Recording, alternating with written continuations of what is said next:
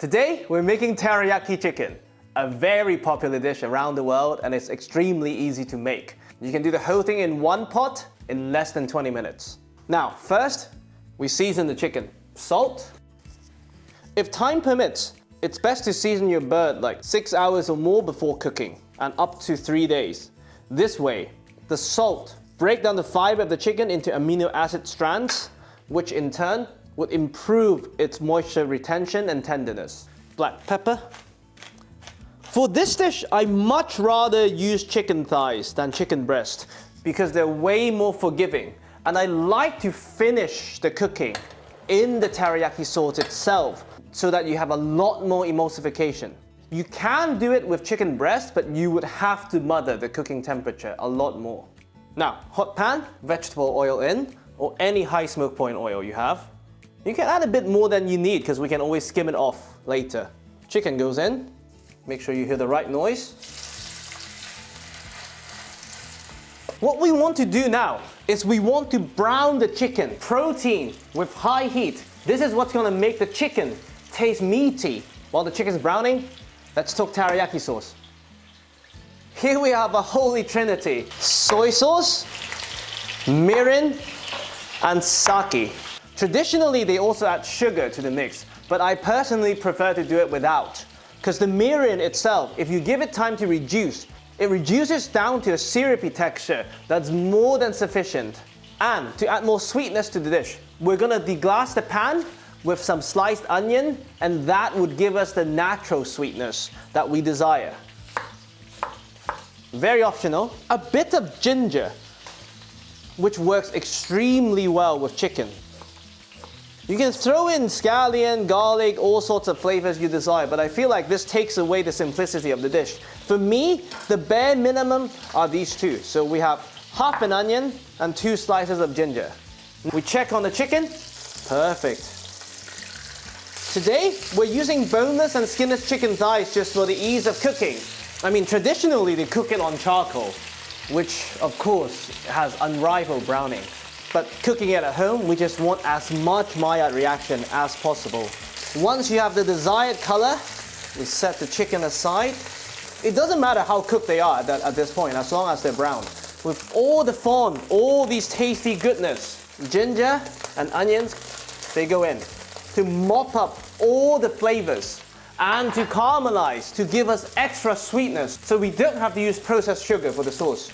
Now, the steam that you're seeing, this is the moisture, the water content from the onions evaporating. In turn, that would concentrate the natural sweetness of the onions. Once the onions are translucent, this is when we skim off the excess fat. Now, let's make our teriyaki sauce. First, the mirin. Out of the holy trinity, the 2 necessary ingredients are the soy sauce and the mirin. With those 2 alone, you could make a very decent teriyaki sauce. The mirin gives us the sweetness and the texture. The soy sauce gives us the savory goodness and the umami. Now, most old school recipes, they call for 1:1:1 ratio. From experience, you need to know your soy sauce. You need to know your mirin. I went to the Japanese supermarket today and just randomly took 2 bottles of mirin. The sugar contents are extremely different. So always taste, always look at the texture, and you adjust accordingly. And we want to cook this down to a glaze before we add the others. If you can't find mirin in your neighborhood, use a sweet wine.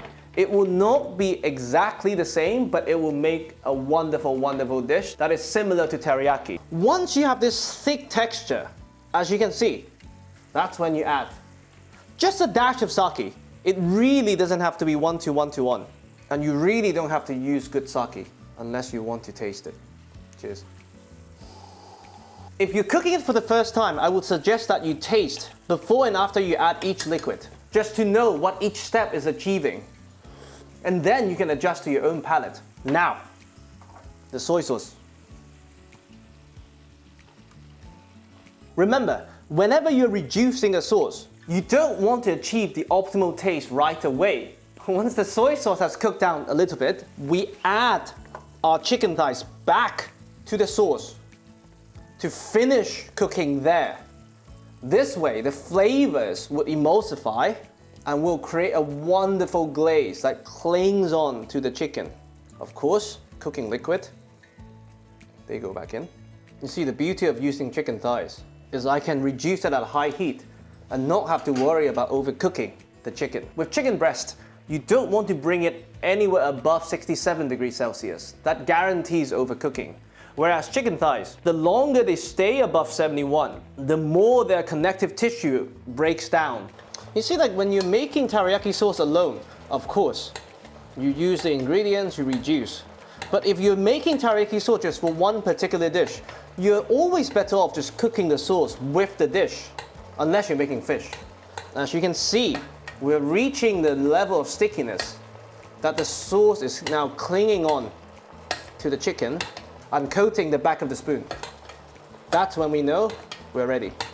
Now, we move our chicken, our chopping board. Beautiful. The glaze, and you cut against the grain. Perfectly moist, perfectly cooked.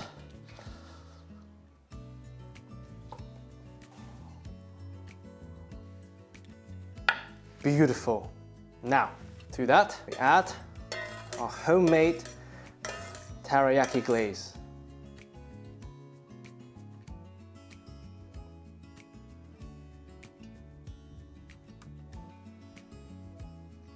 And there you have it, teriyaki chicken with no refined sugar with a homemade teriyaki sauce from scratch.